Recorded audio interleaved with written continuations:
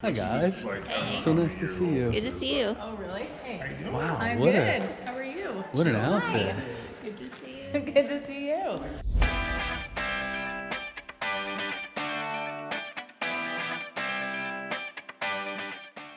We are so lucky to have Roy and Sandra Ross with us again today. Can we talk a little bit about your story?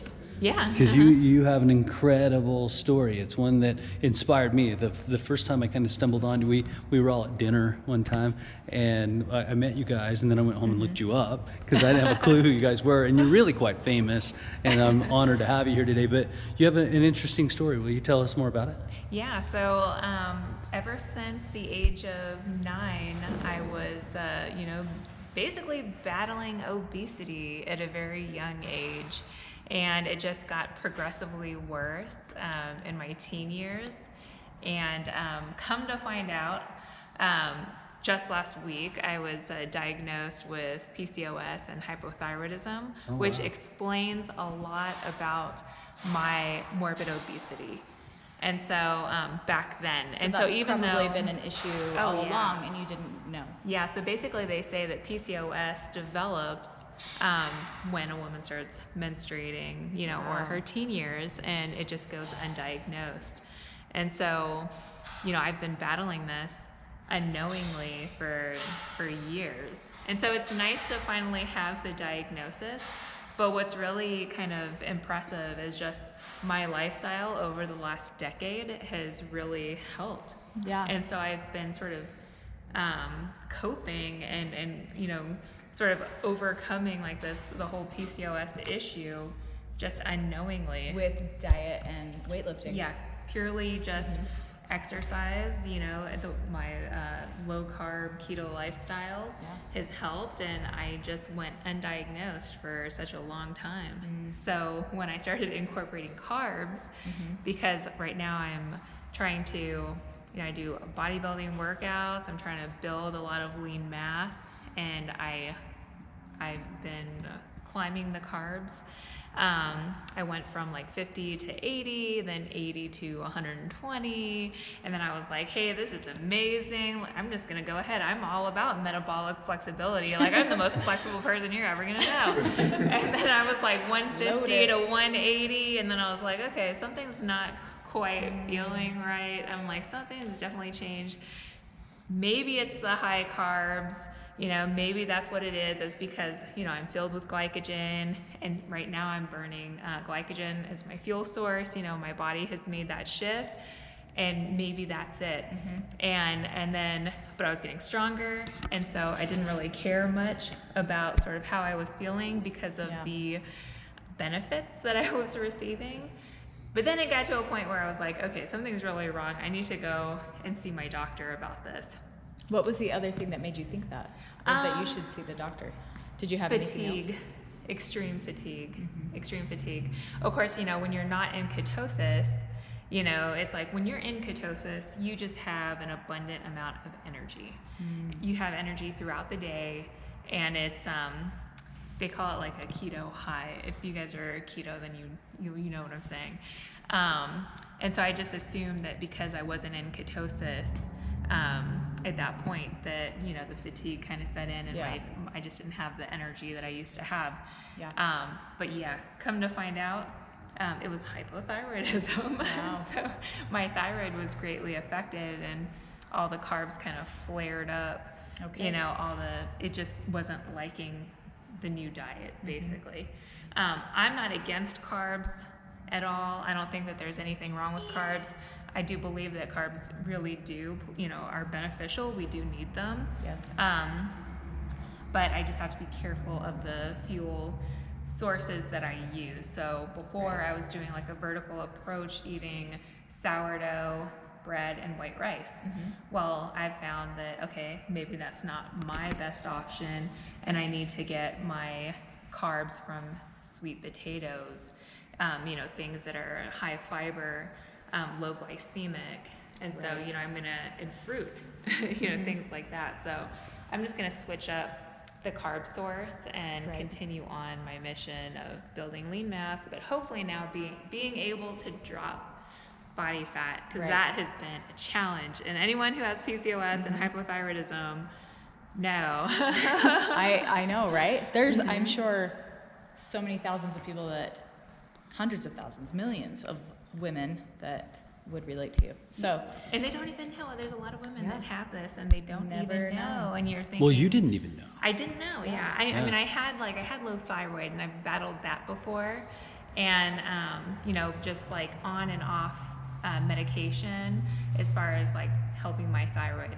But PCOS, yeah. I had no clue. So, I mean, for at And- least, 20 years then? Oh, If it yeah. started way Yeah, back, yeah, that you over. didn't even know. So, Yeah.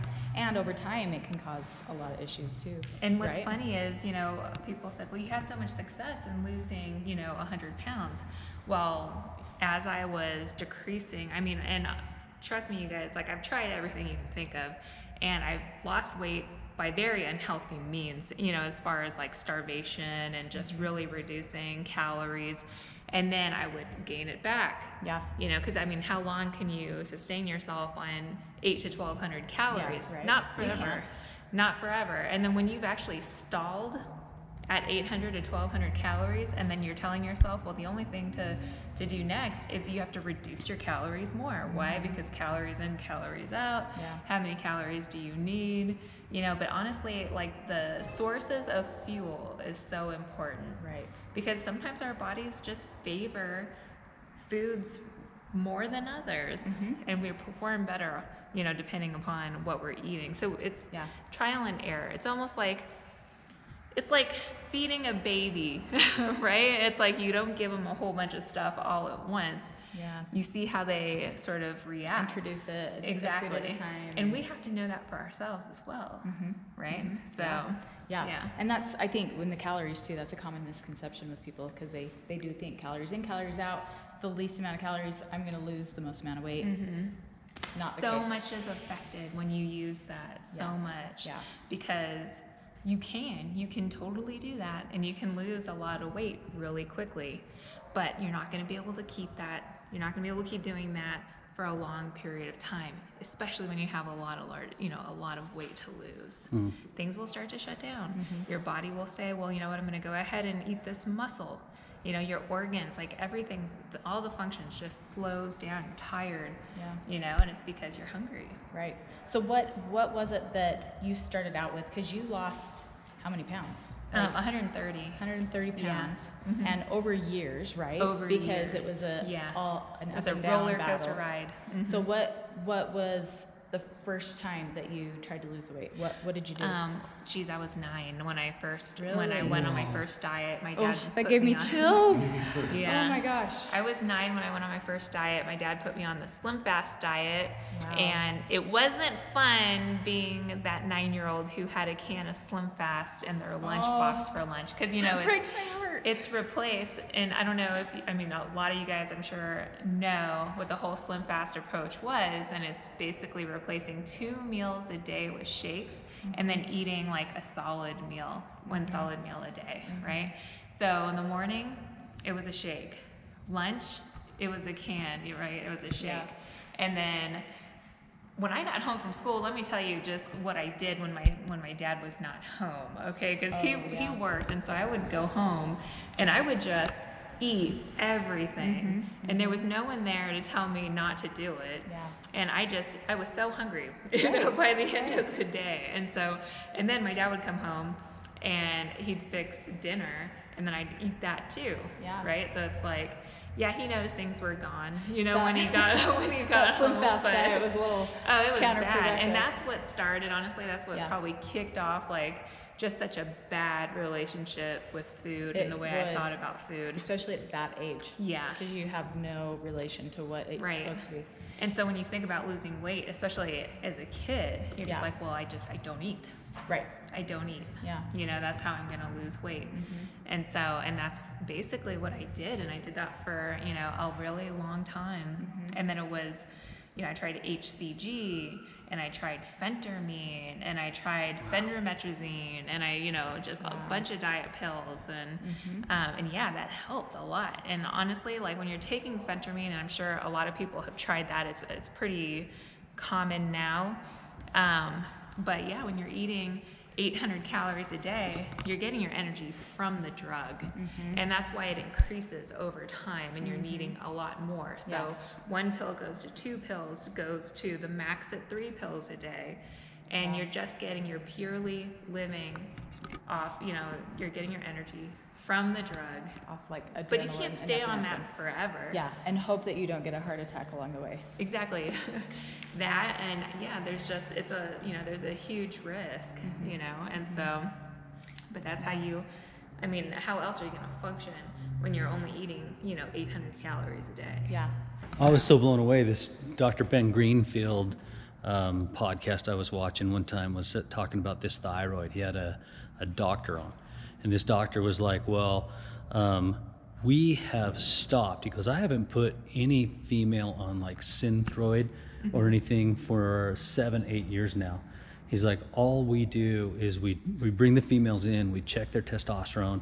In general, they're low. Yeah. And he's like, we'll mess with the testosterone. He goes, we're learning that the testosterone is like this magic, like, cursor hormone. It's like we get the testosterone levels done, the estrogen lines up, the thyroid lines up. He's like, it is really almost magic. He says, especially for females. He says males are way more different. He goes, because males need so much more of it, but a female, they just barely need some. Right. And so anything we do to them makes a big difference.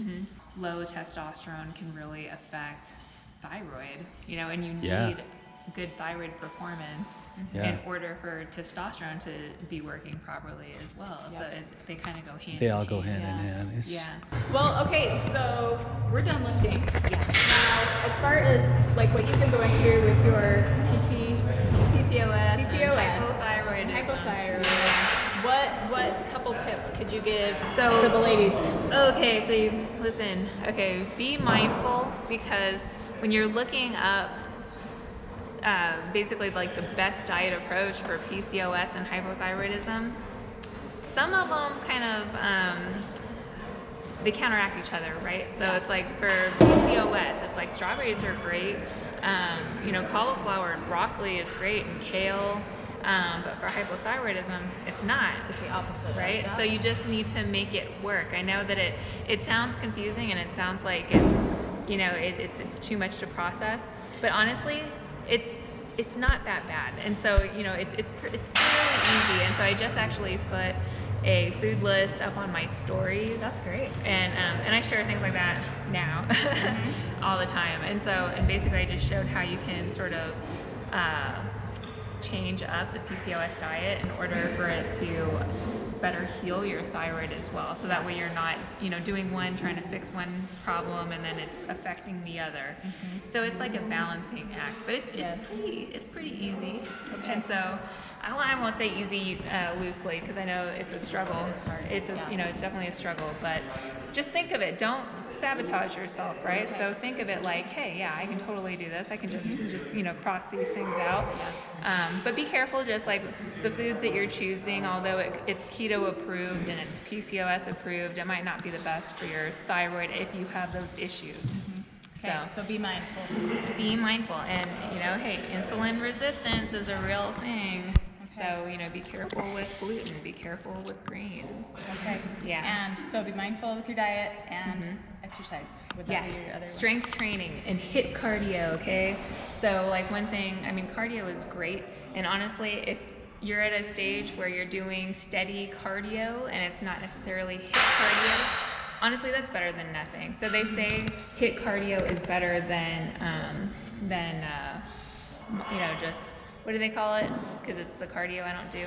Oh, the list, the low intensity, steady state. Yeah, steady state. Okay. Right. And so I don't do that, but hey, if you have to do steady state cardio, that's better than nothing. But if you can, just every 3 minutes, just crank it up, right? Just like for a Do a minute, little just sprint. even 30 seconds, just crank it up just a little bit higher. Yeah. Then you're getting somewhere as Okay. far as building muscle, right? Yes. In cardio. So, and that's great strength training. Okay.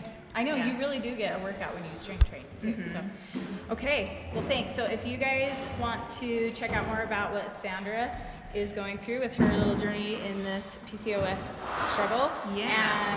And also check out all of their cool keto recipes. Go see them at Keto Conduct on Instagram and on Facebook and on their website at ketoconduct.com. Okay, thanks, Sandra. Now we gotta do thanks, a little Roy. something for the thumbnail. Oh, there you go. Okay. Here's our. Oh, there you go. Wait. Okay, we got a door. Yeah, my shoulder. You gotta do your Drive. show.